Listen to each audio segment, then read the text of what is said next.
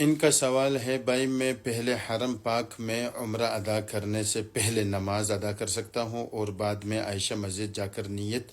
کر کے احرام باندھ کر نفل ادا کر کے عمرہ ادا کر سکتا ہوں؟ مطلب یہ سیکنڈ عمرے کے بارے میں پوچھ رہے ہیں کہ سیکنڈ عمرے کے لیے یہ تھا کہ اب مسجد عائشہ جائیں گے، مسجد عائشہ میں غسل وضو وغیرہ کریں گے، احرام باندھیں گے اور وہاں پر اب نفل نماز عمرے کی نیت کر کے آپ 2 رکعت پڑھیں گے، پھر اس کے بعد نیت کریں گے، پھر تلبیہ پڑھیں گے، پھر آ جائیں گے۔ تو ان کا یہ پوچھنا ہے کہ سیکنڈ عمرے کے لیے میں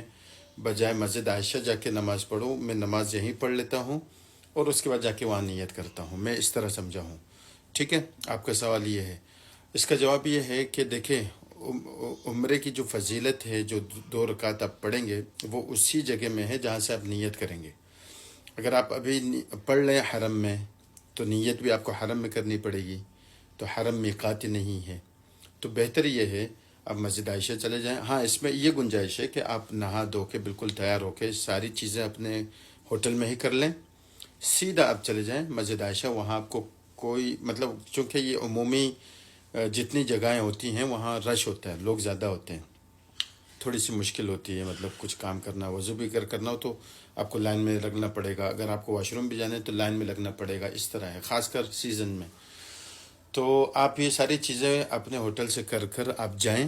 وہاں جا کے ڈائریکٹ نماز پڑھیں، 2 رکعت پڑھ لی ہے وہیں پہ، مطلب آپ کو ویسے بھی جانا ہے تو آپ وہاں جائیں، 2 رکعت پڑھ لی، پھر اس کے بعد نیت کر لی، تلبیہ پڑھ لیا، واپس آ گئے، وہیں سے آپ کا میقات سے ہی آپ کا احرام شروع ہو جائے گا۔ ٹھیک ہے، یہ آپ کے لیے بہتر ہے۔ آپ میرے خیال سے یہ اپنے ذہن میں رکھ رہے ہیں کہ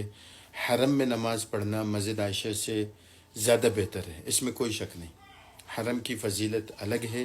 حرم میں آپ 2 رکعت پڑھیں گے، اس کی فضیلت، مسجد عائشہ میں 2 رکعت پڑھیں گے، اس کی فضیلت، دونوں میں فرق ہے۔ یہ تو بہت زیادہ ہے نا آپ جو حرم میں پڑھیں گے، مگر چونکہ اس صورت میں آپ کا یہ 2 رکعت مسجد عائشہ میں پڑھنا زیادہ بہتر ہے، تو آپ وہیں پڑھیں۔ ٹھیک ہے۔